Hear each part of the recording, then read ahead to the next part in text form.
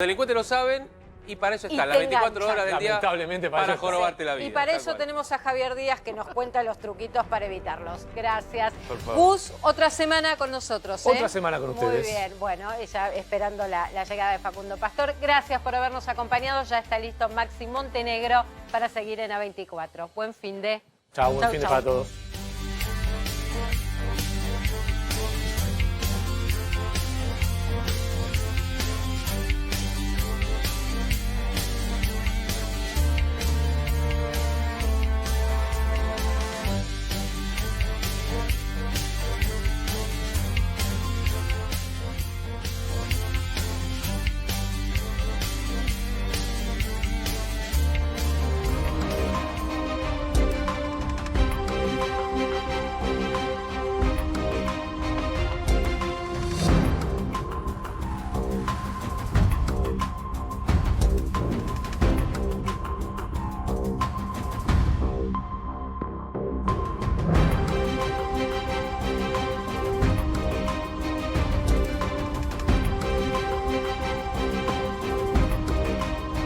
Buenas tardes a todos, bienvenidos a la tarde de A24, bienvenidos a MMD. Ya estamos arrancando con todo. En un ratito les vamos a contar cómo es la nueva estrategia de vacunación. Atención que hay novedades y cambios en la estrategia de vacunación por el tema segunda dosis.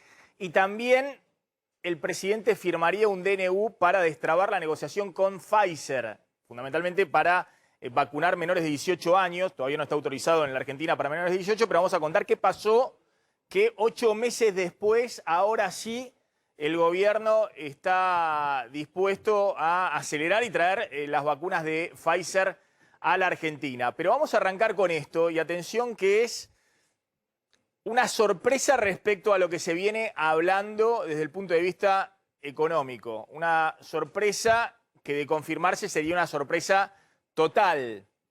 Veníamos contando que desde la política se descontaba que el acuerdo con el Fondo Monetario se pasaba para después de las elecciones, que no había espacio, que ya había arrancado la campaña electoral, que se había hecho un preacuerdo con el Club de París para abrir un paraguas hasta marzo del 2022 para negociar con el fondo. Justamente calzaba para pasar todo para después de las elecciones. Pero atención, que lo que ha ocurrido en las últimas semanas en términos del mercado cambiario, un banco central que ve con mucha preocupación la presión sobre los dólares alternativos, la dolarización incipiente que se adelanta, que se esperaba hacia fines de julio, agosto y ya está ocurriendo.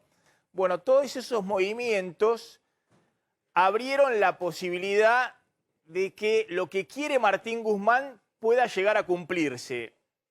Atención, porque ¿es posible un acuerdo con el FMI en agosto antes de las elecciones?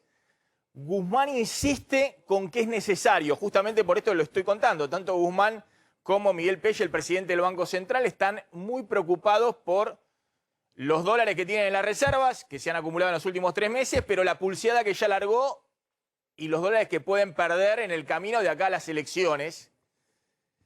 Y hubo en las últimas horas una señal de Cristina, ahora lo van a ver, ayer públicamente, Cristina de Loma de Zamora, con Kicillof y con Insaurralde, el intendente, habló del tema de la deuda con el FMI y habló de que había que pagarlo. Ahora vamos a ver el tape y las declaraciones de Cristina, pero atención que hubo ahí un giro en el tono de Cristina.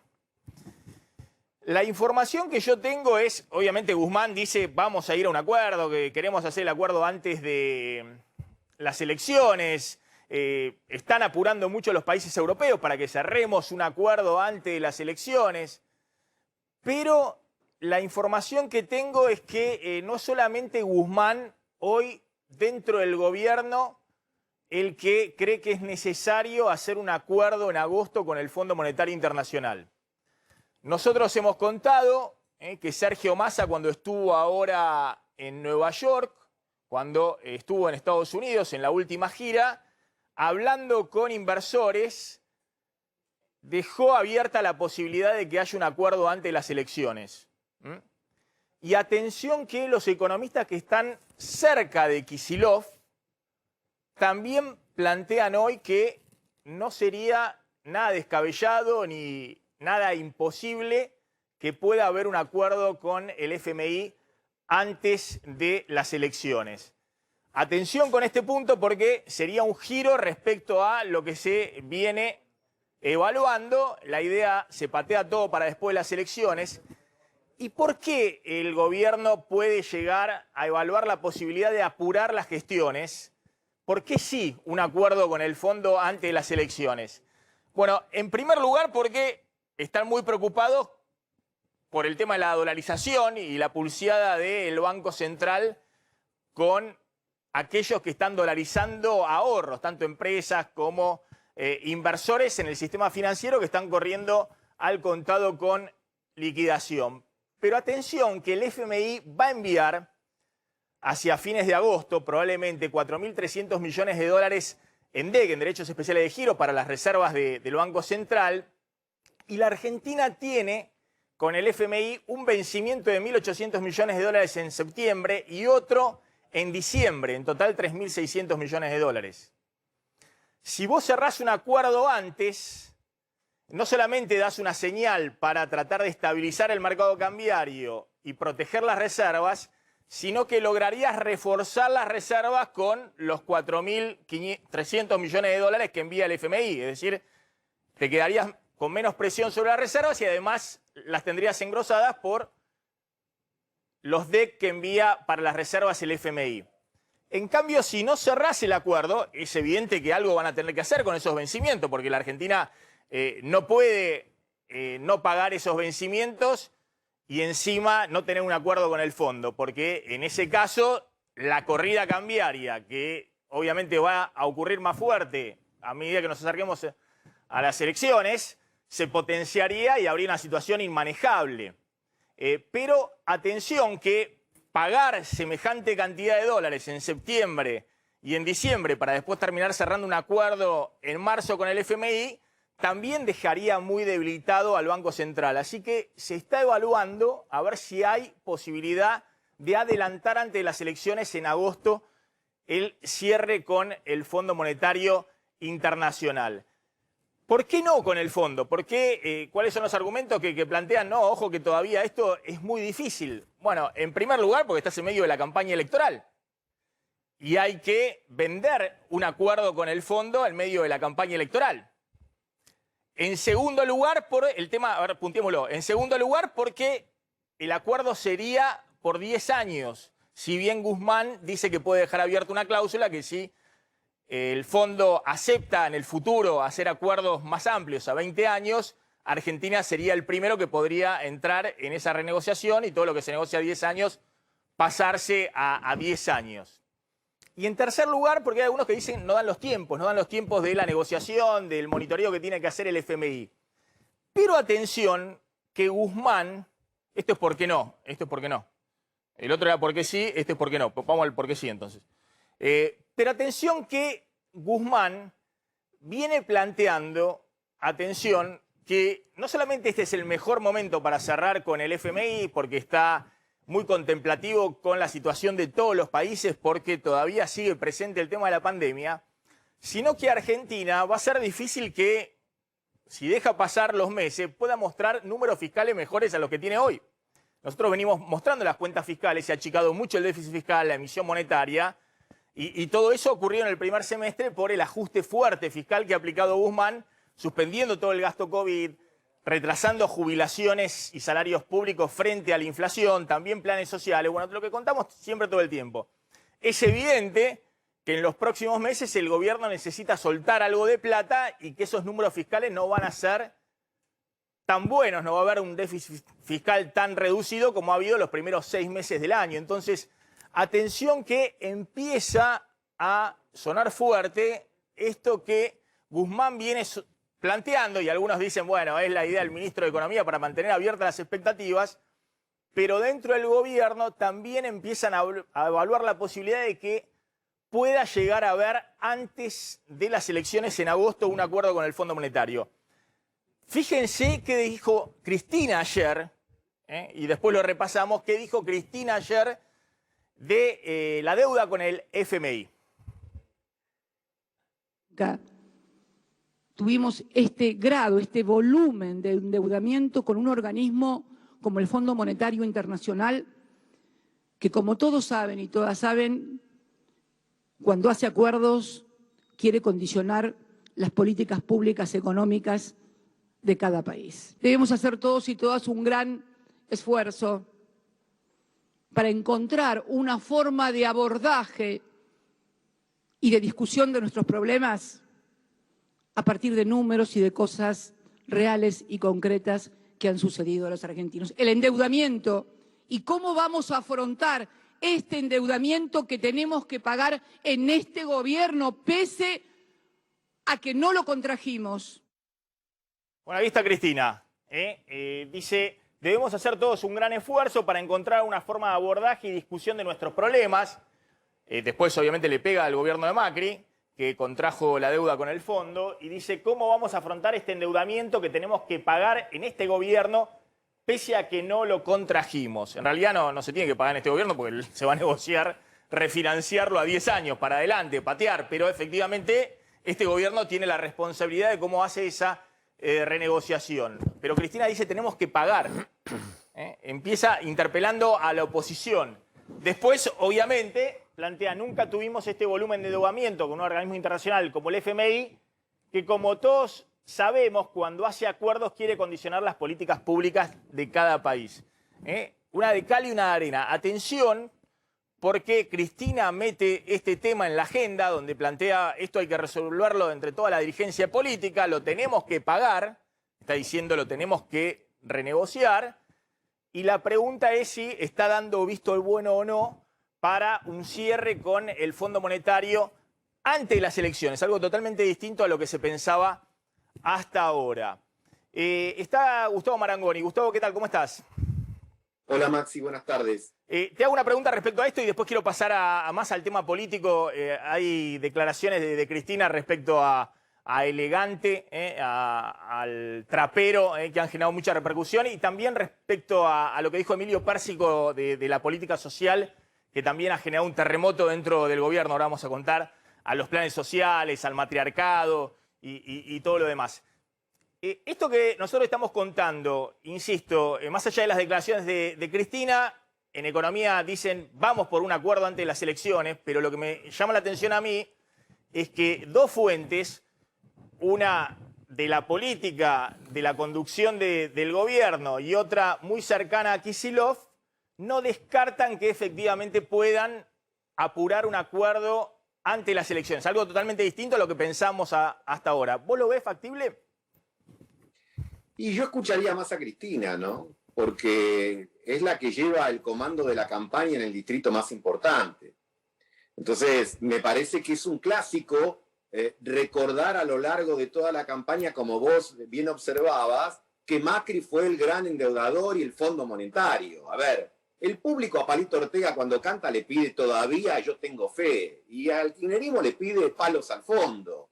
Por lo tanto, digamos, uno se imagina que debiera ser un acuerdo que a todas luces sea muy favorable para Argentina, como para que Cristina pueda llevarlo eso como un blasón a la campaña. Y ahí tengo por lo menos mis dudas, porque indudablemente un acuerdo va a involucrar algunos aspectos que no son tan deseables para el futuro cercano. Entonces, yo creo que, por lo menos para las PASO, que nos separan 70 días, no sé, a lo mejor vos tenés información de gente más optimista. Sí, muy optimista, muy optimista. Tengo información de gente del gobierno que dice va a haber acuerdo en agosto, pero obviamente no porque quieran, sino porque están muy preocupados por lo que ha pasado con la dolarización de estas semanas y están muy preocupados con que si no encuentran una fórmula de qué hacer con el vencimiento de septiembre con el FMI, o le tienen que pagar 1.800 millones de dólares o dicen no le pago, y la corrida cambiaria sería todavía mucho mayor a la de que por sí va a haber cuando nos acerquemos a las elecciones.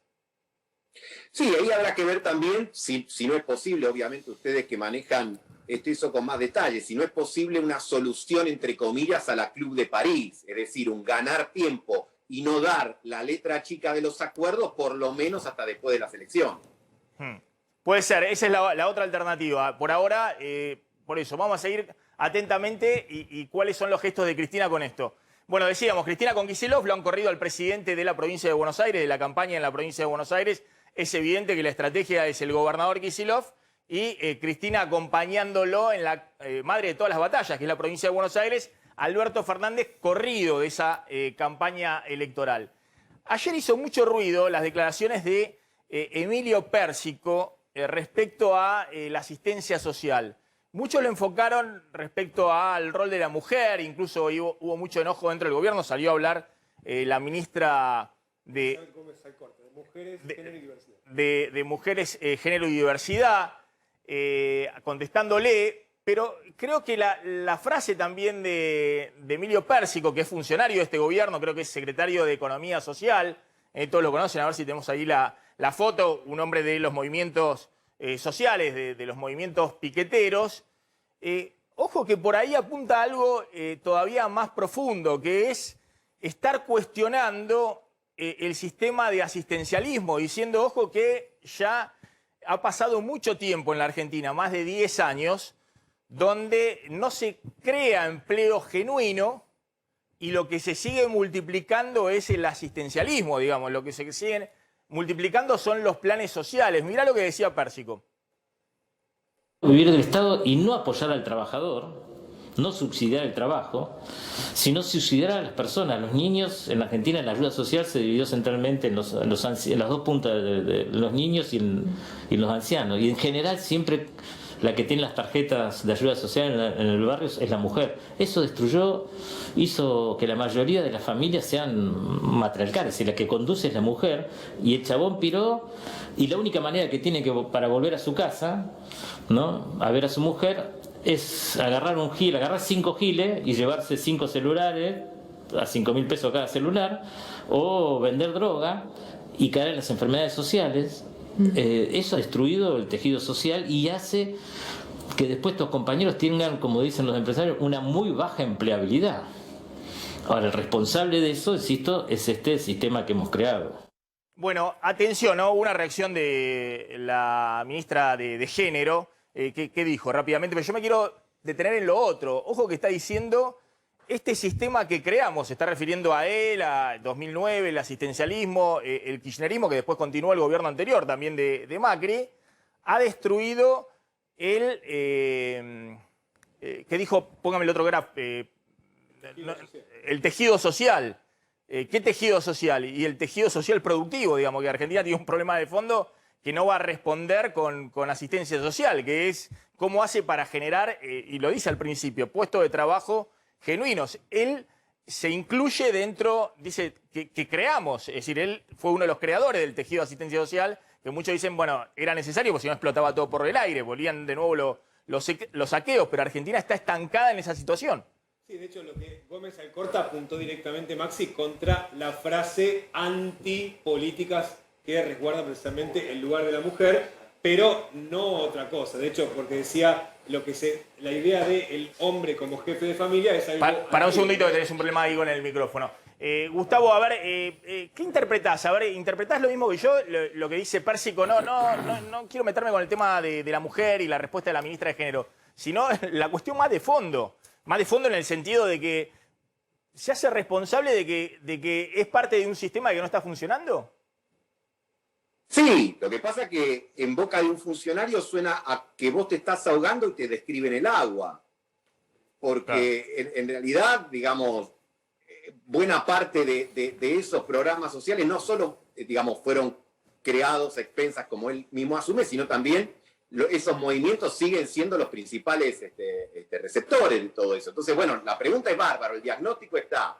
Y entonces, yo creo que ahí hay un juego que es muy al fleje, ¿no?, en términos políticos, porque vos decís, está describiendo algo que tenés la obligación de modificarlo, pero lo relatás como si fueses un espectador. Bien. Creo que a eso hay que prestar atención. Obviamente que es la gran discusión de la política argentina hace tiempo. Cada vez tenés más programas sociales y cada vez tenés más pobres. Por lo tanto, cada vez necesitas más programas sociales para tener más pobres en el futuro. Eso se desenlaza con crecimiento. Pero bueno, cuando empiezan las discusiones de lo que tenés que hacer para crecer, volvés a la zona. No, está bien, pero hay un funcionario que es parte del engranaje de la asistencia social y dice, esto no va más. destruye el tejido social, más allá de que después tenga una posición machista respecto a cuál es el rol de la perceptora de ingresos, la jefa de hogar, y muy contemplativa respecto al tipo que sale a robar, dice, porque no tiene ingreso, que no le da el Estado los ingresos y sale de caño para volver al hogar, ¿no? Digo, más allá de eso que no comparto, digamos, me parece que está reconociendo, miren que esto de seguir dando planes sociales y no crear puestos de trabajo, y bueno, explota por todos lados. Es indiscutible que es así. El gran tema, vos lo abordás casi todos los programas, la Argentina hace 10 años que no crece. Si no creces, hablar de empleo es literatura pura. Máxima Gustavo, suerte. Gustavo, gracias. Sí, coméntame, Damián. No, porque de hecho hay una discusión interna del Ministerio de Desarrollo Social sobre a qué programas apuntar. Y el gobierno, vos lo decías ayer, entre las políticas sociales básicamente privilegió la tarjeta alimentar, que es lo que critica Pérsico, y no el otro programa estrella del Ministerio de Desarrollo Social, que es el Potenciar Trabajo, que es el subsidio al trabajo, que es lo que pedía Pérsico, en donde el Estado paga la mitad de un salario mínimo y el empleador, que puede ser incluso un Estado municipal, la provincia, una cooperativa o lo que sea, paga la otra mitad. Y el gobierno, es lo que está diciendo en la interna del gobierno Pérsico, no está invirtiendo más plata en ese programa, sino de la tarjeta alimentar que va directo al bolsillo de las amas, de las jefas de hogar, digamos, de las amas de casa. Y esa es la discusión también de fondo. Hay una interna fuerte dentro del gobierno. Claro. De cómo se privilegia la asistencia social. En el paquete de asistencia social, y no ¿a la dónde va a creación de parar? empleo. Claro. Y no la creación. Bueno, atención, tengo un móvil en Ezeiza, ahí está Liliana Caruso. Atención que ahora ya vamos a ir con ella porque qué está pasando con los nuevos controles. Ayer empezó la nueva normativa de controles y de seguir con migraciones a los que regresan al país para que puedan cumplir su aislamiento en la casa si salieron antes del 1 de julio. Obviamente todos los que salieron en los últimos días siguen en la casa, pero con fuertes controles de migraciones. Y ahora a partir desde ayer, todos los que salgan, los que vuelvan, van directamente a hoteles en la provincia de Buenos Aires. Ahora vamos a ver qué pasa los que residen en la ciudad de Buenos Aires, salen del país, cuando regresan, dónde tienen que hacer el aislamiento. Pero también estamos viendo, atención, que hay una marcha importante ahí en San Luis, porque sigue habiendo, obviamente, mucha conmoción y mucha preocupación por lo que está sucediendo con esta chiquita, ¿no? Con Guadalupe. Tenemos al corresponsal ahí en San Luis. Está Pablo Layus ahí en San Luis. Pablo, ¿qué está pasando en este momento? Nueva marcha, ¿no? Y en este caso la particularidad que el papá, tanto Eric como Yamila, los papás de Guadalupe, están juntos, ¿no? En esta marcha, con el apoyo obviamente de toda su familia, amigos y gente de San Luis. Fíjate el cartel que tienen ahí en estos momentos, dice "Te esperamos, Guada". Están las manitos de todos los compañeritos del jardín de Guadalupe y de las señoritas, ¿no? O sea, imagínate esa la conmoción que significa para todos San Luis, especialmente para esos compañeritos que no saben qué ha pasado con Guada. Mientras tanto, en la justicia se han hecho algunas presentaciones que tienen que ver con la causa o el pedido de que esto pase a una causa federal. Está Trimarco con sus abogados. Va a haber un cambio de abogado por parte de Yamila, la mamá de Guadalupe. Pero son todas instancias legales que se están llevando a cabo. Mientras tanto se siguen con los rastrillajes y tratando de tener pista firme con algunos datos, ¿no? Por ejemplo, lo que sucedió en Las Heras, en Mendoza, ¿no? Con el testimonio de este playero que dice haber visto a un sujeto con la nena, digamos, en un vehículo mientras cargaba nafta. Pero aquí se sigue pidiendo por la aparición inmediata de Guadalupe. Pablo, contame un poquito qué está pasando en este momento, porque veo algunos carteles con algunas críticas o insultos. ¿A quién se le está reclamando, no sé, por el tema de la búsqueda o la investigación? Sí, acá lo que se está diciendo es que hay un mensaje muy claro para toda la sociedad de San Luis. El mensaje es: no sean indiferentes, se llevan los chicos, ¿no es cierto?, de su casa.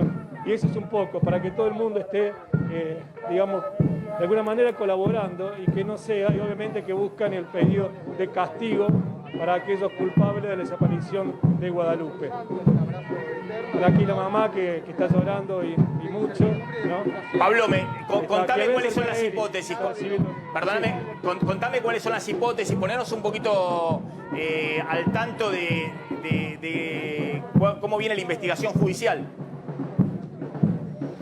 Mira, la investigación tiene marcado, digamos, un rumbo que es para la justicia de aquí de San Luis, que hay algo que ha sucedido en el entorno familiar. Siguen con esa hipótesis, no la han descartado todavía. Ellos siguen sosteniendo que la niña está acá en San Luis.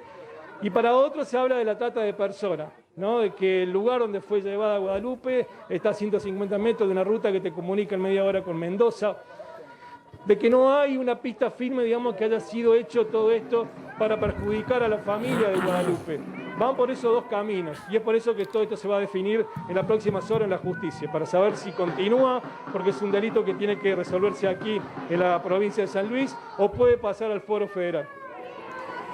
Bien, Pablo, gracias. Volvemos ahí en cualquier momento. Vamos a E6. Atención que hay novedades porque se aislaron 2 casos de argentinos que regresaban del exterior con la variante Delta. Ahí está Lili Caruso. Lili.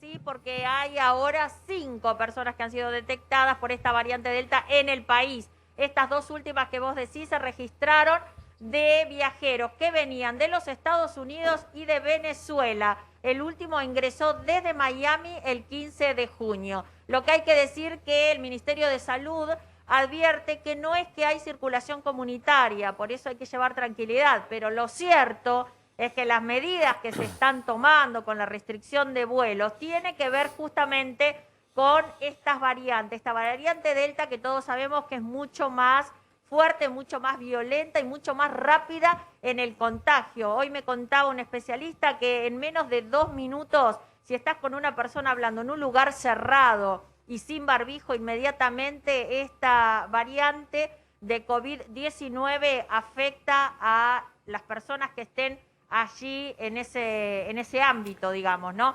Así que esto es lo nuevo que hay para decir, que se han detectado. Y algo importante, Maxi, las personas que se han detectado, por ejemplo, en el caso de Miami, que es un hombre de 42 años, llegaron con un PCR negativo aquí. Esta es la cuestión. Todos sabemos que vos tenés que tener el PCR hecho primero en el lugar de donde salís y aquí te hacen el test de antígenos. Cuando llegan acá a Ezeiza, que siempre lo comentamos, cuando arriban tardan, ¿por qué? Porque tienen que hacerse ese test. Lo cierto es que este hombre venía con el test PCR negativo, y aquí el test de antígenos determinó que estaba con la variante Delta, es decir, que por eso inmediatamente tuvo que ser aislado. Repetimos que son 2 casos, uno de los Estados Unidos y otro de Venezuela. Hoy te cuento con respecto a los vuelos, quedan venir solamente un vuelo a las 20 horas. Ya vino uno de París y el otro de Atlanta, exactamente. Está desierto, es un desierto Ezeiza, la verdad que total, es impresionante, claro. 3 vuelos en todo el día. Nada, no. Exactamente, y el último, el que te decía de que llega aquí a las 20 horas, ¿sabés que tenía que salir de Miami, o tenía que llegar, mejor dicho, aquí, 12:40, por la hora original que tenía que salir, y fue reprogramado 3 veces, hasta que finalmente quedó con que llega a las 20 horas. Y lo que te quería decir era que, como en esos 2 vuelos que llegaron de Atlanta y de París, ya casi está cubierto, eran más de 400 personas, así que el resto de los que queda de Miami tendrán a lo sumo 200 personas y con eso no hay más cupo. Y recién acaba así de salir un vuelo a Madrid y el próximo a Miami que va a salir a las 22:30. Por eso ves este panorama también. ¿Sabes? Te quiero contar un caso de una mujer que recién se acercó, que venía de Córdoba y que estaba aquí, me dice, yo llegué temprano a la mañana, pero me voy a ver a mi hijo que está en Miami porque hace mucho tiempo que no lo veo y habíamos pedido ya un permiso para ir, dice. Mi marido trabaja en un banco, yo soy docente, pero ¿qué le dijeron y qué le hicieron firmar ya? Este tema de la declaración jurada donde dice que no sabe la fecha de regreso. Sí, sí, es así. Y le llegaron a decir, Maxi, que posiblemente vuelva en agosto o septiembre, que vaya pensando una cosa así. Imagínate cuál es la situación, ¿no? pero ella dice, yo ya tenía todo arreglado, no veo a mi hijo, pero este es el panorama que se está viviendo aquí. Pero realmente es una desolación, te digo, total. Bien, Lili, volvemos ahí en cualquier momento de Ezeiza. Claro, muestra que si no podés controlar esto, que son 600 pasajeros, pero bueno, muestra que no podías controlar ni siquiera 2.000 pasajeros. Tuviste que poner 3 aviones para poder controlar mínimamente algo. Sí, El, Maxi, que regresa, lo que decía... el que sale y regresa de provincia va a tener que hacer 4 días de aislamiento en hotel. El que sale a partir de ayer, claro, 4 días en hotel, que tiene que pagárselo con todos los gastos y además de solventarse también el test. Igual te sumo algunos datos. ¿Y en Ciudad de Buenos Aires? No. En la Ciudad de Buenos Aires solamente van a hotel aquellos que les da positivo en Ezeiza o que les da positivo después. Y de hecho, esto es lo que te iba a contar, Maxi, sumando lo que recién decía Lili. Las 2 personas a las que se les detectó la variante Delta les dio negativo en Ezeiza. Llegaron al país con el test de PCR negativo para subir al avión, llegaron por Ezeiza. Uno el 15 de junio, en Ezeiza le hacen el test de antígeno, le da negativo y se va a su casa. Y el 23 de junio, o sea, una semana más tarde, empieza con síntomas y le vuelven a hacer el test y ahí recién le da positivo. Y era lo variante mandan a un Delta. hotel y era variante Delta. O sea, que ya estuvo 7 días, si no hizo el aislamiento en su casa, que es lo que se está averiguando, circulando con la variante Delta. Y el otro caso es muy similar. Llegó el 21 de junio, sin síntomas, con el PCR negativo, venía de Venezuela, pero vino vía Panamá y Colombia. El 24 de junio empezó con síntomas y recién ahí le dio positivo y también lo enviaron a un hotel.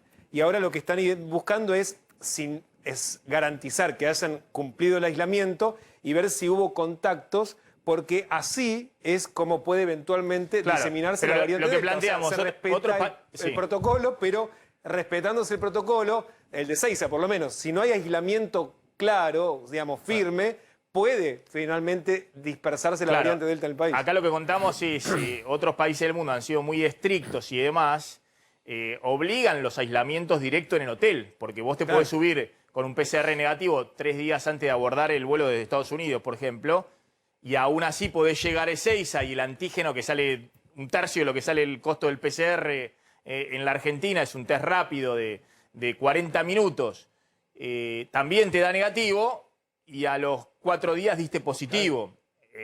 Y encima, como pasó acá, la variante Delta. Entonces, otros países del mundo también han hecho muy estricto el tema de cuando vos regresás tenés que ir directo a un hotel y ahí te van haciendo 3 test, 3 PCR en el estadio mientras vos estás en el hotel.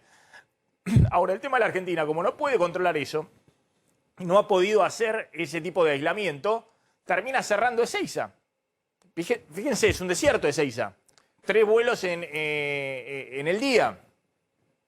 Y arma un despelote terrible, pero básicamente porque no puede controlar, ni siquiera como había hasta ahora, que entren 2.000 personas y bueno, que si regresan tienen que ir a hoteles. Están todos vacíos los hoteles de la Ciudad de Buenos Aires. Todos vacíos. Los hoteles del Gran Buenos Aires, de todas las categorías, están también vacíos. Sí, claro.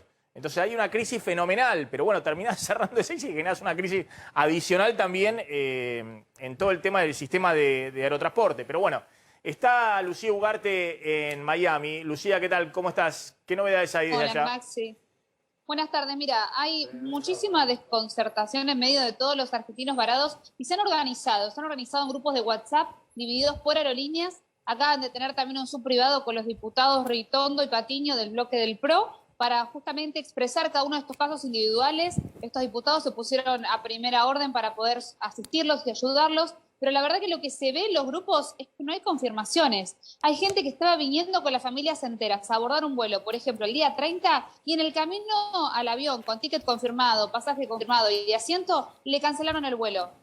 Familias enteras de argentinos estuvieron durmiendo en el día de ayer, ya que había un vuelo programado para 2 de la mañana, que salió hoy recién a las 10:40, porque encima lo volvieron a atrasar, y dormían, nos contaba la gente de limpieza del aeropuerto, arriba de bolsas de consorcio, que estaban totalmente cansados, angustiados, con necesidad de volver, gente que necesita volver por sus trabajos, por temas también de salud, y no hay ningún registro, que eso es importante también destacarlo, por temas de prioridad a nivel salud sanitario no se están haciendo. Bien, Lucía, volvemos ahí en cualquier momento.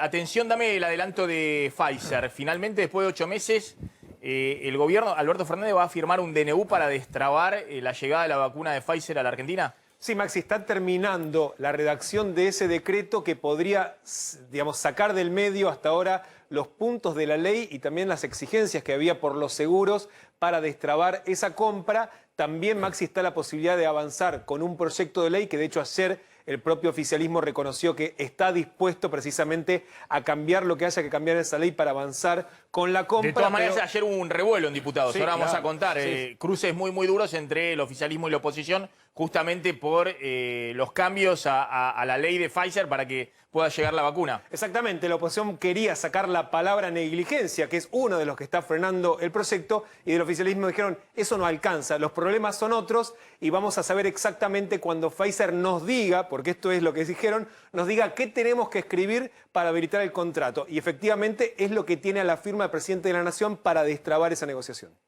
Bien, también hay novedades con el tema de la vacunación. ¿Cómo va a ser el intervalo de segunda dosis? Ayer hubo una reunión de infectólogos con el Ministerio de Salud. ¿Y qué resolvieron? A ver, Maxi, nosotros habíamos anticipado ayer que de hecho se iban a acotar los plazos, ¿no? Estamos hablando del intervalo entre la primera y la segunda dosis, y ayer lo acordó ya el Gobierno Nacional con todos los ministros de salud de las provincias. ¿Cómo van a ser a partir de ahora? Para las vacunas de AstraZeneca y Sputnik V, la recomendación es que sea de 8 semanas el periodo entre la primera y la segunda dosis. Y para la vacuna de Sinopharm, que tiene una tecnología distinta, una plataforma distinta, entre 21 y 28 días, es decir, 3 semanas, máximo un mes. El gran problema es la disponibilidad, Maxi, del componente 2 de la Sputnik V, que de hecho al día de hoy, si uno va con este nuevo periodo de 8 semanas, habría ya 1,5 millones de personas que deberían estar recibiendo la segunda dosis y no hay disponibilidad de esa vacuna en este momento. Atención con esto, quien se dio Sinopharm, entonces en 3 o a más tardar 4 semanas debiera darse la segunda dosis según el nuevo esquema, y los que se dieron con AstraZeneca o le dieron la Sputnik V, no es esperar 12 semanas, es decir, no es esperar los 3 meses, sino ya en 2 meses tendrían que recibir la segunda dosis. Está el doctor Guillermo Docena, que es inmunólogo bioquímico, investigador principal de CONICET y profesor de la Universidad Nacional de La Plata, que tengo entendido que estuvo ayer en la reunión virtual que hubo con funcionarios. Sí, ayer esta reunión, Maxi, también fue precisamente para convocarlos para empezar a analizar la posibilidad de combinar vacunas de distintos laboratorios, eventualmente para suplir la carencia de, por ejemplo, el componente 2, pero también para ver si esa combinación puede mejorar la respuesta inmune con las vacunas que hay disponibles en Argentina. Doctor, gracias por atendernos, muy amable. ¿Qué se resolvió? ¿Se resolvió esto que ya había discutido el Comité de Inmunización, el tema de acortar los plazos para la segunda dosis? ¿O este otro tema de intercambiar vacunas? Sí, yo en realidad son 2 reuniones distintas. Una fue a la mañana, la que estuve yo, fue la de combinación de vacunas, que digamos ya se viene manteniendo un diálogo con autoridades del Ministerio, y esta otra reunión fue la de CONAIN, que entiendo que fue a la tarde. Son 2 reuniones distintas, la segunda la verdad que no estuve. Bueno, esto de combinar las vacunas, efectivamente ya se puede hacer. ¿Se han dado un plazo para que se pueda realizar en Argentina? Sí, se puede hacer mientras sean vacunas que estén autorizadas. Esto es algo, como les decía, que ya se venía planificando con la idea de preparar el terreno para el año que viene, en el sentido que al año de que se haya empezado a vacunar es muy probable que haya que dar una tercera dosis de refuerzo, por lo cual la idea era ganar todo este tiempo para ir evaluando combinaciones, determinar cuál es la más eficaz. El tema es que ahora, con todo lo que ustedes también estuvieron contando, con lo de la variante Delta, que ya es inminente que se va a distribuir en nuestro país, tenemos que asegurar la segunda dosis lo antes posible. Se ha demostrado en el mundo que con 2 dosis estamos protegidos de esta variante, con 1 dosis no.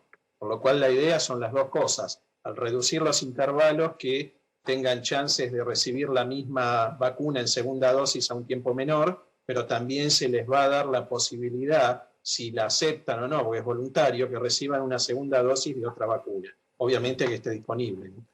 Doctor, en la Ciudad de Buenos Aires se anunció que ya está convocando voluntarios para iniciar un estudio combinando Sputnik V como primera dosis y AstraZeneca o Sinopharm como segunda dosis. ¿Van a ir también por ese lado haciendo estudios o también están pensando en otras combinaciones, tal vez para incluso mejorar, ¿no?, la respuesta inmune? ¿Cuáles son los pasos que van a seguir? Sí, la estrategia no es exactamente la misma.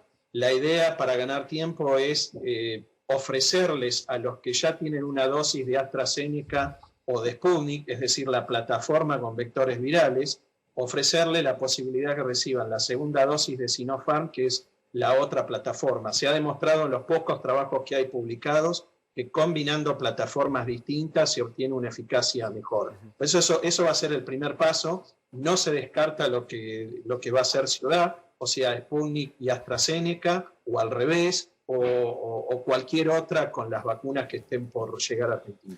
Doctor, una última le hago, pues ahora vamos a hablar del tema también Pfizer, que ahora al parecer ya hubo un cruce grande en el Congreso, pero bueno, ahora al parecer también el presidente lo destrabaría por decreto. Ahora vamos a discutir un poco qué cambió. ¿Usted cree que efectivamente hay que vacunar también a los menores de 18 años? Sí, totalmente. Además es la única vacuna que está autorizada. No hay otra vacuna que permita aplicarla en menores de 18 años. Nosotros ayer obviamente que hicimos la pregunta de cuál sería el escenario en el futuro próximo. Hoy son 3 vacunas y hay otras 3 o más que están por llegar, por lo cual las posibilidades de combinación van a ser mucho más amplias. Y si tenemos Pfizer, yo creo que va a ser muy, muy importante, no solo para combinar en adultos, sino también para aplicar a menores de 18 con comorbilidades, ¿no? Menores de 18 con riesgo, digamos, ¿usted cree que eso es importante apurar? Después, claro, menores de 18 sin riesgo también sería importante para tratar de frenar la circulación, porque es un grupo etario que también mueve mucho el virus. Son reservorios. Fíjense que la variante Delta en el resto del mundo, los países donde están aumentando los casos y estaba controlado, se da en edad escolar.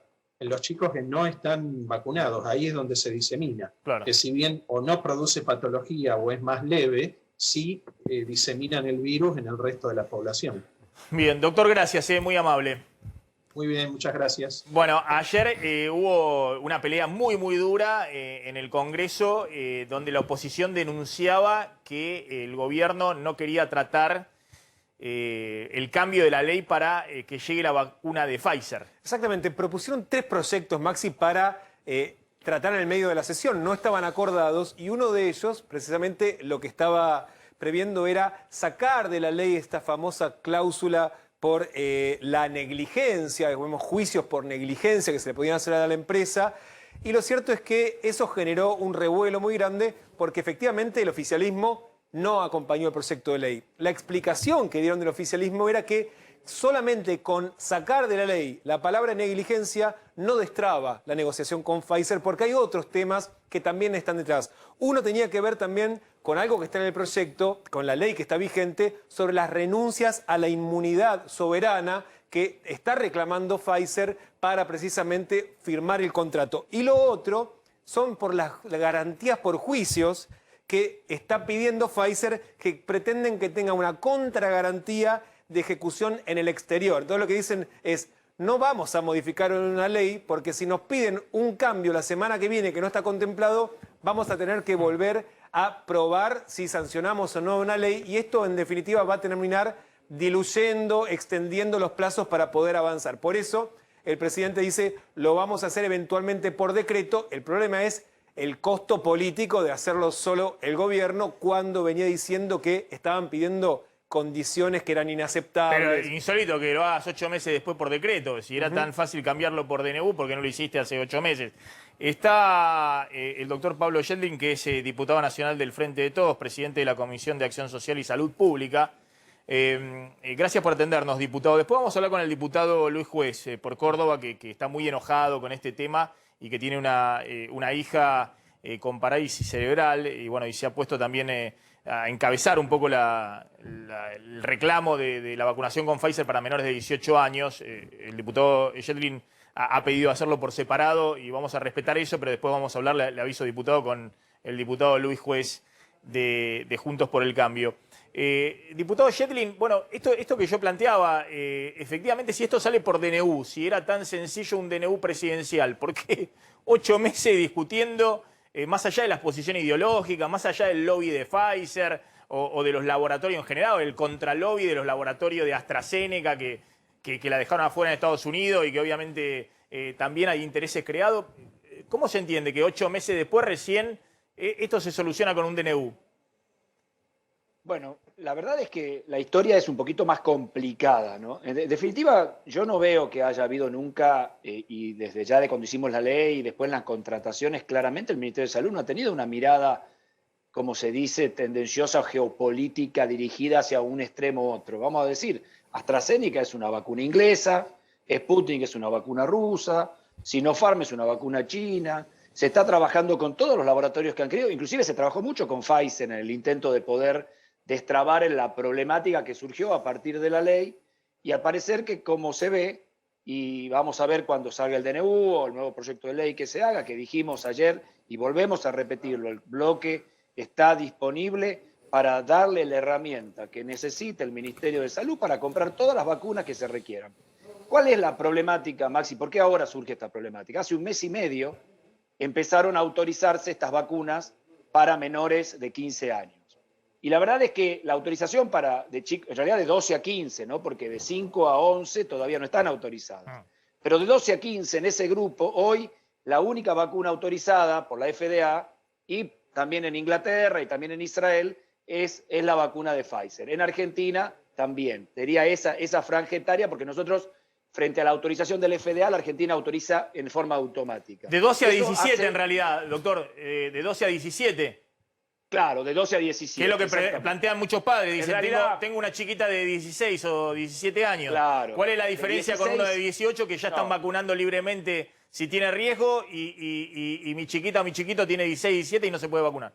De 16 a 17 se autorizó, la FDA lo autorizó en diciembre. Pero la Pfizer que no está, claro. La Pfizer. De 12 a 15 se autorizó recién hace un mes y medio. Digo para que pongamos en perspectiva. La Argentina había comprado muchas vacunas, no pudimos comprar con Pfizer, y hasta la autorización en menores, y de verdad es que en el momento en que el Ministerio de Salud decidió empezar a vacunar a este grupo de riesgo, que son los menores de 18 con comorbilidades, aparece la necesidad clara de esto. Por eso cuando vino el laboratorio Pfizer a la Cámara de Diputados y charlamos con ellos, se le preguntó al laboratorio, el laboratorio aclaró que no era solamente la palabra negligencia, que la palabra negligencia sola no alcanzaba para solucionar esto. Fue muy claro en su exposición. Por eso ayer, cuando la diputada Carmen Pollero y su bloque presentan un apartamento de reglamento para hacer esa ley, nosotros le dijimos, no, hay una mesa de diálogo hoy entre el Ministerio de Salud, Pfizer y la Presidencia de la Nación, trabajando posiblemente en este DNU o en el proyecto de ley, si fuera al final un proyecto de ley que lo que se requiriera, que vamos a esperar para dar la solución, porque si no vamos a tener que estar corriendo siempre por detrás. Ahora, porque se dijeron muchas cosas, se dijeron que nosotros no queremos vacunar a los chicos, que nosotros estamos en contra de la vacuna. Nosotros somos lo que hicimos la ley para que las vacunas en la Argentina sean obligatorias, gratuitas, públicas para todos. Nosotros somos los que discutimos cuando nos quedamos sin vacuna para meningococo porque el gobierno anterior no las había comprado. Nosotros somos los que terminamos con la epidemia de sarampión por falta de vacuna en provincia de Buenos Aires. O sea que me parece que tirarnos entre la política de un lado y del otro, con muertos, con chicos, con discapacidad, me parece que, yo entiendo que estamos en un año político, pero me parece que en estos temas no deberíamos entrar.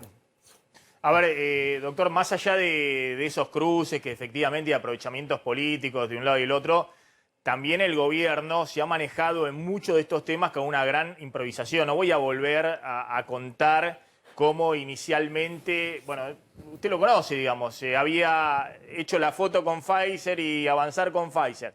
Después vino AstraZeneca con Sigman y dijeron, no, esta es la solución. Va a estar en diciembre toda la producción y demás, ¿para qué necesitamos? Después eso fracasó y por suerte llegaron los rusos, que fue un salvavidas, junto con los chinos en poquita cantidad. Fue un salvavidas, pues si no, no hubiese habido nada. Usted lo conoce. Entonces, pero toda la historia, Maxi, es pero la está bien. Bastante parecida de todos los países del mundo en esta etapa. No, está bien, pero... A todos les fue dificilísimo conseguir vacunas. Sí, pero...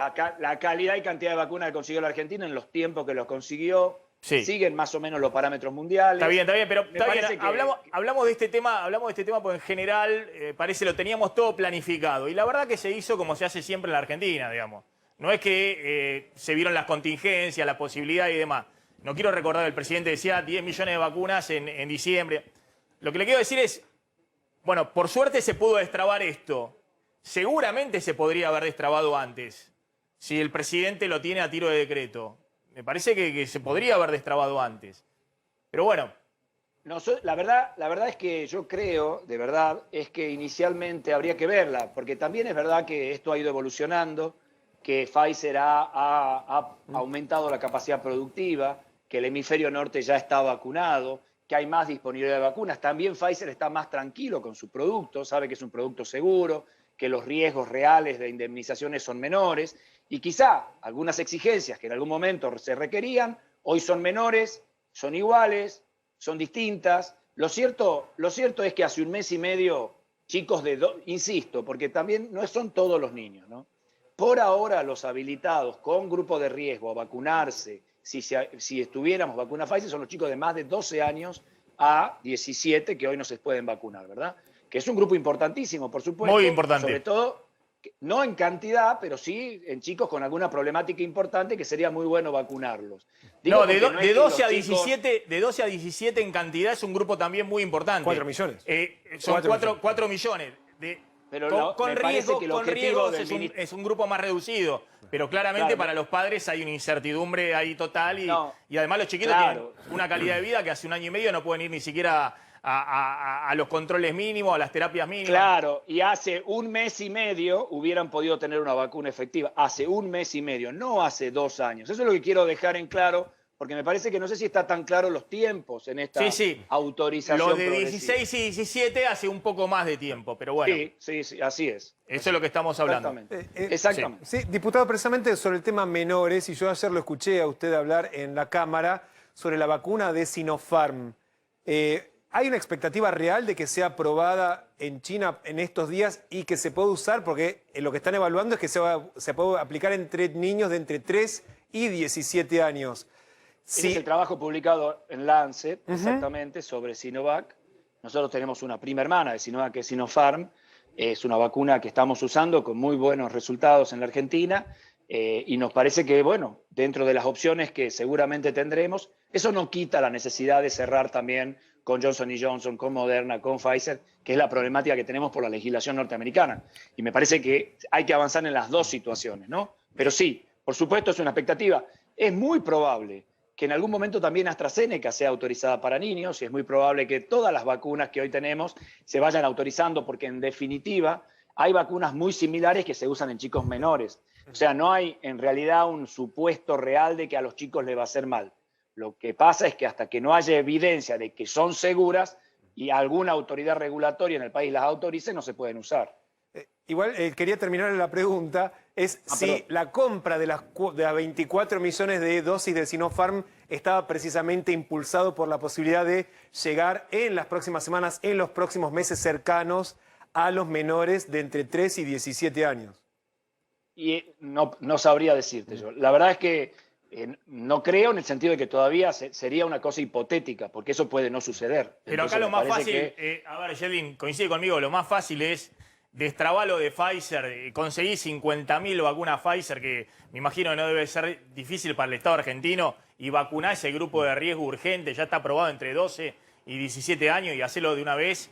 Y en todo caso, si conseguís más, bueno, te vienen bárbaro para combinar con AstraZeneca, te vienen bárbaro para combinar, para vacunar a los chicos, sobre todo adolescentes de 15, 16, 17 años, que obviamente circulan y que es muy difícil controlarlo y que es clave que 100% de acuerdo.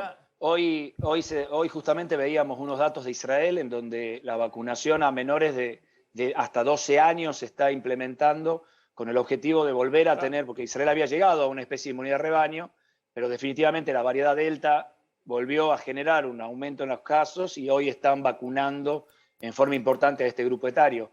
Es importante. Nosotros en Argentina tenemos que tener acceso a todas las vacunas. Aparte, Argentina es un socio estratégico de hace muchos años con Pfizer.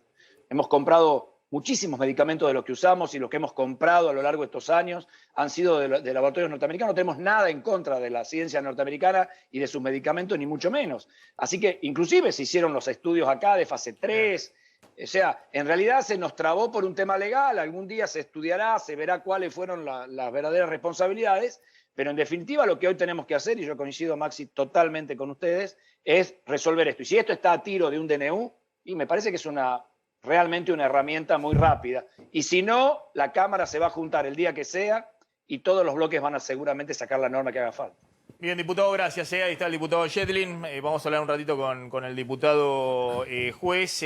Vamos a Luna Park. Ahí está el vacunatorio Gabriel Prosperi. Gabriel, te escuchamos. ¿Cómo estás?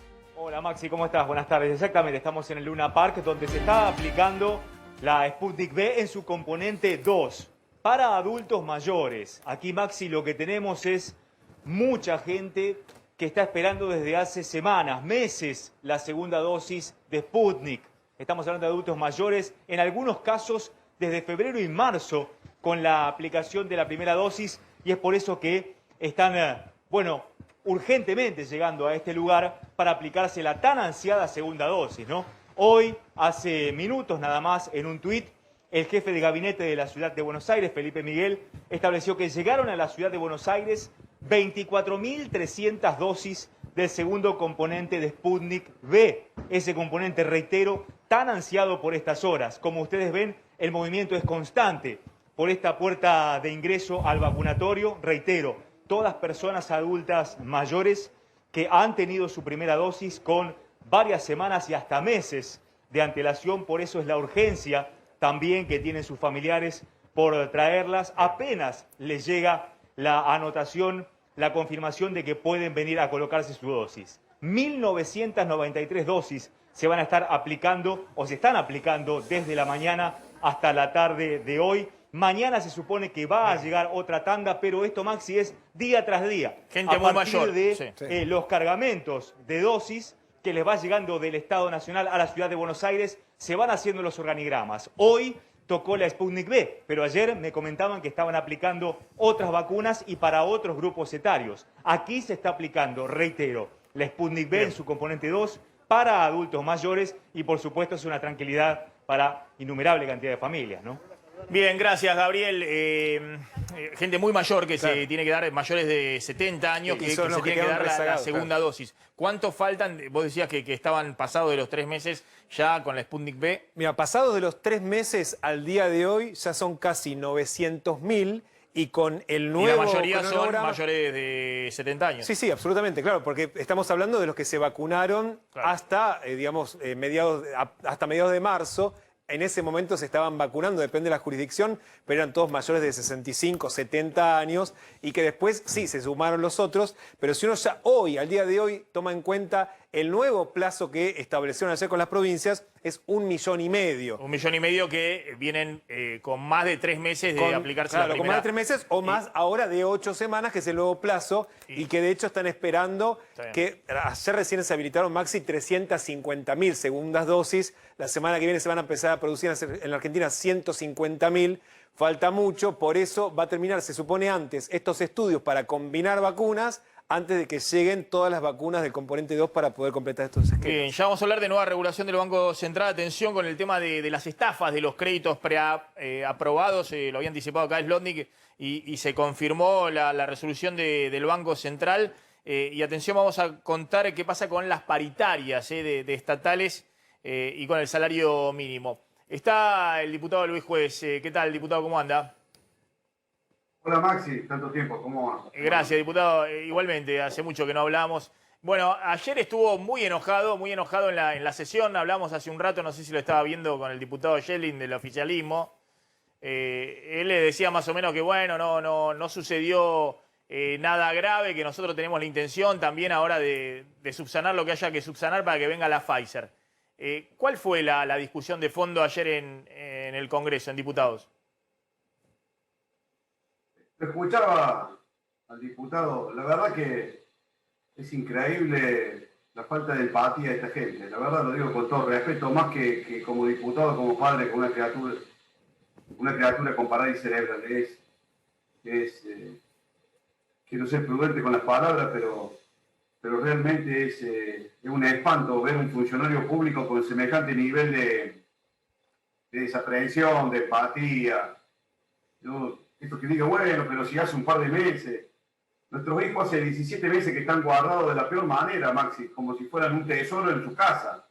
Si para una criatura normal que no tiene escolaridad, el retraso madurativo, educativo es notable, ponete a pensar para mi hija Milagro que tiene parálisis cerebral. O sea, el nivel de indiferencia, el nivel de desidia con lo que hacen todo, de improvisación, de precariedad, de falta de sentido común, de compromiso político. Es horrible, te lo digo sin ninguna, porque los papás de los chicos que tenemos este tipo de problemas no tienen, primero tienen un hijo con discapacidad y después tienen ideología. Y la verdad que cuando vos escuchás esta falta de sentido común, no hay ninguna predisposición a resolver los problemas. Son toda una mentira, son una terrible mentira. Ahora están tratando de acomodar el culo a la jeringa buscando una explicación, pero son los que ideologizaron las vacunas. Nadie está pidiendo, no, nuestros padres, nuestros hijos necesitan una vacuna, no si es rusa, china, canadiense o americana. No somos tan estúpidos de andar ideologizando la vida de nuestros hijos. Pero claro, te encontrás contra estos tipos que te contestan con estupideces. Ayer dijo el presidente de la comisión, y yo le tengo respeto del tucumano porque parece un buen tipo, yo no lo conozco en profundidad, pero parece un buen tipo, y dice, bueno, pero no podemos estar todos los meses nosotros, toda la semana modificando la ley. Se lo planteamos en marzo, le dijimos, díganos qué necesita que modifiquemos, pero compremos la vacuna para ese universo de criaturas que no pueden ni siquiera sospechar que pueden llegar a tener COVID porque se mueren, Maxi. Entonces, lo escuchás hoy al jefe de gabinete diciendo, sí, bueno, realmente estamos haciendo un aprendizaje. Desde que empezaron el aprendizaje a que le planteamos 40.000 muertos más.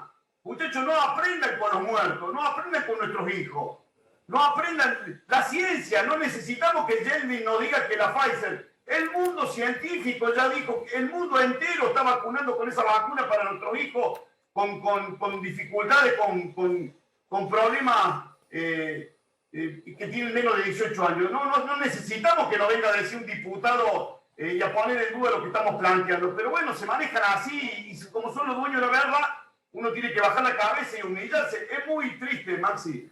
Es muy triste ver cómo los padres se humillan para conseguir que a su hijo le den visibilidad. Es Luis, muy triste. ¿qué cree usted que sucedió con el tema Pfizer? ¿Qué cree que sucedió? Porque Alberto Fernández en su momento se sacó una foto con el doctor Fernando, el doctor de Pfizer, digamos, que hizo el estudio clínico de Pfizer en la Argentina.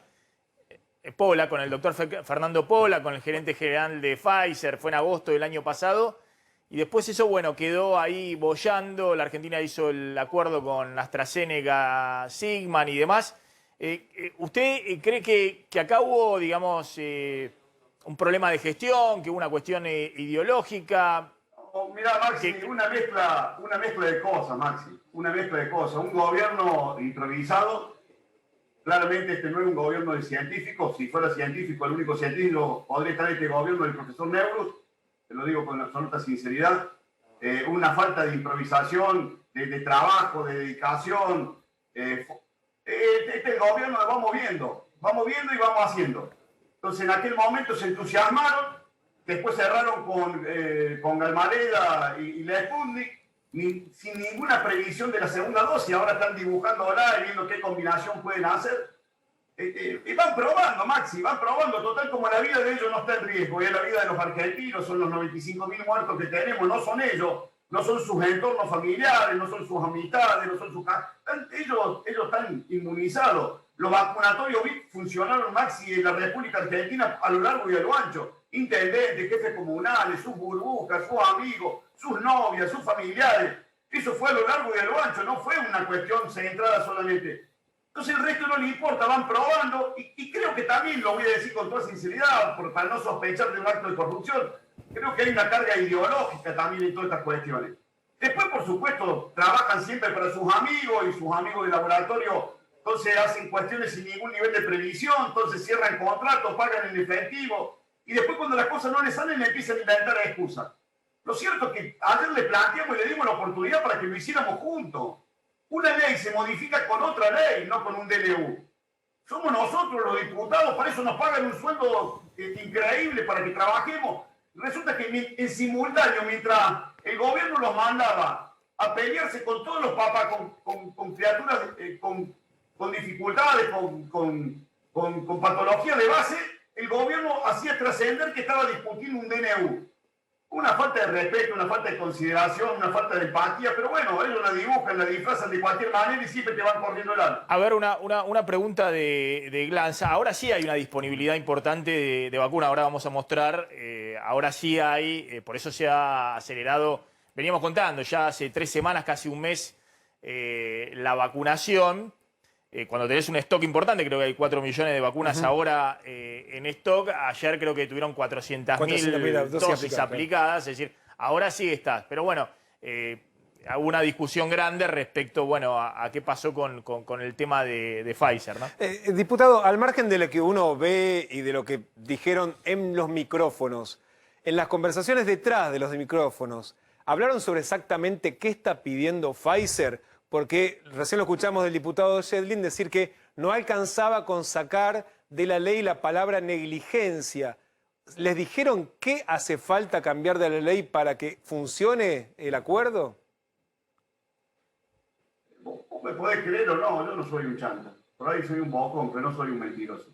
Te juro por mi vida que no. Nunca nos dijeron, porque estamos predispuestos a hacer lo que nos pidan. Yo te imaginás como papá de milagro, pero estamos dispuestos a hacer lo que nos pidan. Hace 9 meses, 10 meses atrás, cuando nos llamaron a discutir la ley de vacuna, vinimos todos sin ser especialistas en un momento que el tema de la vacuna en el mundo estaba discutido porque había una ola y una corriente antivacuna instalada en el mundo. Dijimos, no, si el Estado tiene que comprar vacuna, que salga a comprar vacuna. Pero el borrador, la discusión, en las charlas con los laboratorios, no lo hicimos nosotros, no lo hice yo. Lo hicieron ellos estuvieron, ellos hablaron, ellos escucharon. Y ellos trajeron el borrador y nosotros se lo aprobamos. Cuando vimos que empezaron a haber dificultades, dijimos, bueno, ¿qué necesitan que modifiquemos?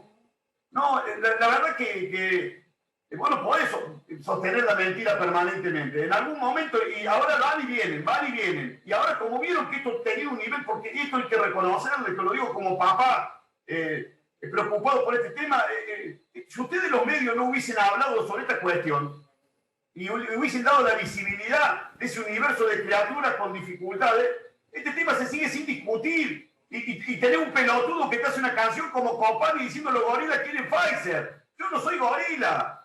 A mi hija Milagro Maxi está vacunada porque tiene 20 años. Pero si tuviera 17, estaríamos como tuvimos 15 meses con su madre rogando a Dios que la vacunara. Entonces, te corren por izquierda, te ridiculizan, te ponen en un lugar en el que no estamos. Yo no estoy boludeando con esto. Yo me voy a pelear con este gobierno por 1000 cosas, pero no por la vacuna. Yo no me quiero pelear con Alberto, con Cristina, ni con el presidente de la Comisión de Salud por la salud y la vida de mi hijo. Por eso no me quiero pelear. Creo que ellos también me la quieren cuidar. Pero te corren todo el día el arco. Siempre. Y te ponen... Ayer yo pedí no hablar porque es un tema que me sensibiliza enormemente. Pero si no fuera por ustedes, que le han dado visibilidad, y por un puñado de padres desesperados que salieron a armar una aplicación y armar un grupito, no les morí. No se calientan, no les importa, no los visibilizan. Es muy humillante tener que andar con una linterna alumbrando a tu hijo para que lo vea el Estado. Y no están en ningún número, no están en ninguna cuenta. Entonces que no digan estupideces. Y que nos digan qué necesitan. Estamos dispuestos, te lo digo con toda sinceridad, estamos dispuestos a hacer lo que haga falta para que ese universo de criaturas tenga la vacuna y la misma oportunidad que tuvo todo ciudadano argentino de tener un elemento más para pelearle la vida. ¿Por qué nuestros hijos no la pueden tener? No, está bien. Claramente, cuando planteamos qué cambió después de 8 meses, bueno, sin duda, los padres, el punto que cambió fue la presión social que empezaron a sentir de los padres. También fueron los padres con las escuelas, Maxi, y otra vez los padres con la vacuna. De chicos de menos de 18 años, digamos, obviamente nosotros hemos conversado con varios de ellos acá y demás, pero esa presión... Y también que al gobierno le vienen diciendo, ahora sí, lo escuchamos hace rato a un virólogo, le vienen diciendo, ojo, que tenés que vacunar, y lo está haciendo ahora todo el mundo que puede, ¿no? Que tiene la vacuna de Pfizer, que es la única que está autorizada por ahora para vacunar a esos grupos. Tenés que vacunar, además de obviamente lo de riesgo, que es fundamental por una cuestión de vida o muerte, ¿no? De los chiquitos de entre 12 y 17 con comorbilidades, con patologías severas, pero también tenés que vacunar a todos los chicos, a los adolescentes de 15, 16, 17, porque si no, no parás la circulación viral. Eso es lo que le están diciendo también al gobierno. Entonces, trae la vacuna para empezar a vacunar ahí, porque si no, ¿qué diferencia hay? Está vacunado a partir de 18 y la circulación, ¿cómo frena la circulación en todo el tema de los adolescentes y demás, que es uno de los puntos fuertes de circulación en todos los países del mundo, ¿no? Pero Maxi, yo ya ni siquiera les pido que piensen, que copien, Maxi. La única ventaja que tenemos nosotros es que estamos 6, 7 meses después de lo que pasa en el mundo, después de lo que pasa en Europa, en Estados Unidos, que copien los planes de vacunación, que vean cuáles son los universos que se vacunan, cómo van logrando la inmunidad de rebaño, que copien, ni siquiera les pido que se pongan a pensar, copien lo que están haciendo otros. Si no nos da la cabeza, si este gobierno de científicos tiene un montón de cabeza de termo, bueno, copia lo que están haciendo en otro lado, loco. Eso que decimos, Maxi, hoy los chicos están contagiando a sus abuelos, están contagiando a sus padres, entonces necesitas también atacar ese universo, aun cuando esos pibes no tengan dificultades como mi hija Milagro. Copien el mundo, Europa, Estados Unidos ha hecho eso. Después que terminaron con las personas de riesgo, con los mayores adultos, con los adultos mayores empezaron a vacunar a los menores de 18. Los que pueden, obviamente también hay una gran desigualdad en el mundo, esto hay que reconocerlo, Luis, y ha habido, impresionante lo dice Biden, que ahora hace, digamos, política exterior con las vacunas, ¿no? Estados Unidos en esta nueva etapa, ha sido impresionante la desigualdad en el mundo con el tema de la distribución de las vacunas. Te hago una última respecto a la política. Sé que estás ahí en Córdoba, en la política dura de Córdoba, que obviamente es una provincia muy antikirchnerista. No sé si seguirá siendo macrista, pero sí, es una provincia muy antikirchnerista. Y te veo muy enojado con el gobierno nacional.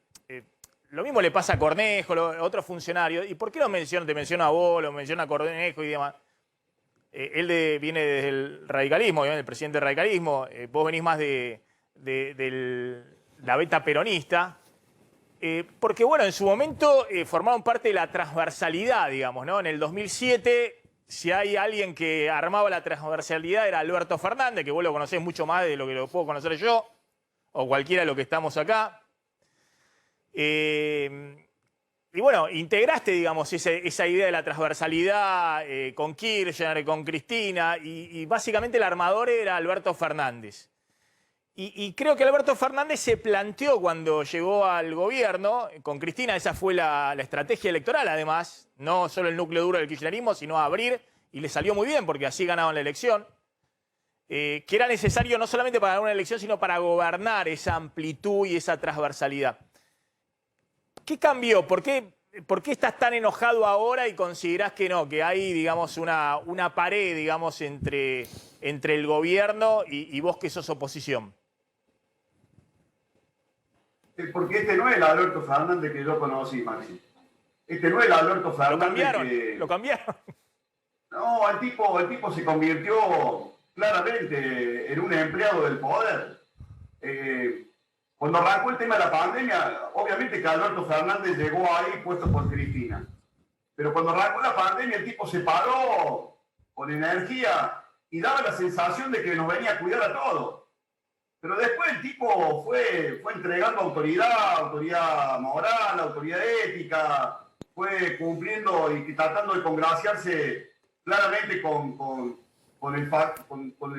la usina que toma decisiones en el poder, y claramente no es Alberto y su gabinete, claramente la decisión la toma Cristina y el Instituto Patria, y se fue convirtiendo en esto, en un tipo que, mira, Maxi, ayer mismo, mientras mandan a todos sus diputados, no solamente los kirchneristas, porque los diputados de Córdoba de Esquialte también votaron en contra de la modificación de la ley de vacunas, mientras le dicen no se muevan de ahí, en una reunión reservada, el presidente con la secretaria legal y técnico estaban preparando un DNU por el tema de las vacunas. Te dicen una cosa, hacen otra. A la mañana Alberto dice una cosa, a la siesta la pone en duda, a la noche la niega.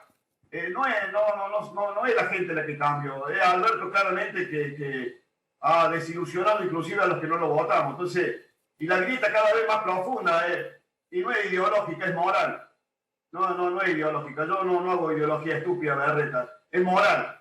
Cuando los tipos se roban la vacuna, cuando privilegian a sus amigos, cuando los tipos miran los negocios, cuando los tipos están más pendientes de otras cuestiones que de la vida y la muerte, la grieta no es ideológica. Claramente, yo no tengo, porque no sé cuál es la ideología de Alberto, pero sí claramente sé que no tenemos los mismos patrones éticos. Yo claramente no comulgo la misma matriz moral lo discutimos, Luis, lo discutimos en otro momento más el tema político, digamos, pero cuando vos planteás que la grieta no es ideológica, que es moral, y bueno, ahí planteás una dificultad muy grande para construir políticamente. Por ejemplo, vos no estarías de acuerdo con la estrategia de Rodríguez Larreta, digamos, de su construcción política, no solamente para ahora, sino para el 2023, donde Larreta dice, y Vidal dice exactamente lo mismo, y le dice me lo contó esto Hernán Lacunza, digamos, que ayer estuve hablando ahí en YouTube con Lacunza, y me dice, ¿saben lo que dicen Horacio y María Eugenia? Así se llaman en Junto por el Cambio, digamos, ¿no? por sus nombres. Que acá la cuestión no es cómo construir políticamente para ganar una elección, que ellos creen que hay que sumar, sino cómo construir políticamente para gobernar, porque si no, ganar la elección y después no sabés cómo gobernar, que es lo que ellos dicen le pasó a Macri. Son muy críticos de lo que pasó con el anterior gobierno. Pero cuando vos planteás, acá hay una grieta moral, entonces Rodríguez Larreta, que no solamente, o Ritondo, que es su armador en la provincia de Buenos Aires, no solamente respecto a que va a la reunión con Alberto Fernández o que habla con Kicillof, sino que habla con Massa, que hablan con... Es decir, todo el tiempo están en el diálogo político. Subterráneo, por abajo, pero todo el tiempo están en el diálogo político. Maxi, yo soy militante político de hace 35 años. Tengo 57 y hago política de los 17. ¿Sí? No soy un pibe que apareció hace 4 años en Flag Globo. Milito toda mi vida, toda mi vida he militado. Pero si probamos alguna vez empezar a construir con los decentes este país, independientemente de si son kirchneristas, macristas, de derecha o de izquierda, si alguna vez probamos laburar con los que tienen los mismos valores, con los que tienen límite ético para no quedarse con lo público, con los que tienen reparos morales para decir, sí, loco, yo no vengo a la función pública a enriquecerme. Y si probamos con los decentes alguna vez, después no importa cómo piensen, pero probemos con los decentes. Yo toda mi vida he tratado de construir así. Para mí es más importante vincularme con un tipo decente que con un tipo que piense igual que yo, porque la verdad, hoy el tema ideológico está muy en debate, está muy en duda. Pero vos sabés que si te rodeas de gente decente, seguramente estás condenado al éxito, y eso es lo que hay que tratar de buscar. Así que yo no soy un tipo que está en contra de las mecánicas, de las posibilidades de juntarte, hablar, charlar, pero estoy en contra de creer que todo es lo mismo, que no importa, total la cosa pasa, y si la gente no se da cuenta, mejor. Yo no creo en eso. Luis Juez, gracias. Gracias a vos, Maxi. Muy amable. Poder hablar con vos. Un abrazo grande, suerte. Ahí estaba el diputado por Córdoba, Luis Juez.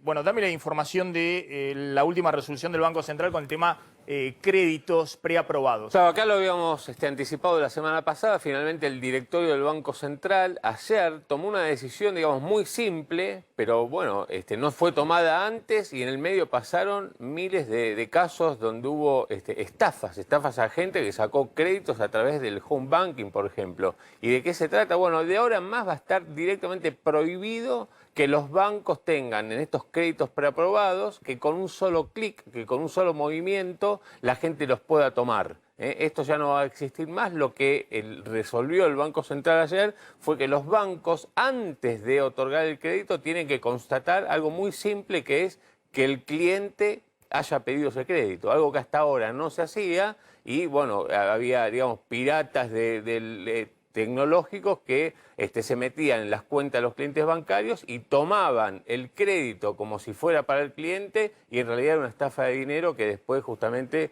era un robo que el pirata se Sí, nosotros lo contábamos. Una cosa es que te vacíen la cuenta porque vos cliqueaste un mail, lo que se llaman phishing, es decir, te mandan un mail donde te dicen tenemos un saldo adeudado para usted desde el banco, cliquea acá por favor, y vos cliqueás y de esa manera acceden a tu información del banco y te pueden vaciar la cuenta. Y otra cosa es que encima, que hemos mostrado acá en el programa en muchos casos, no solamente le vaciaron la cuenta, le sacaron 400.000, 500.000 pesos, sino que lo dejaron endeudado por 1 millón de pesos con el banco, un préstamo que dio el banco a solo clic.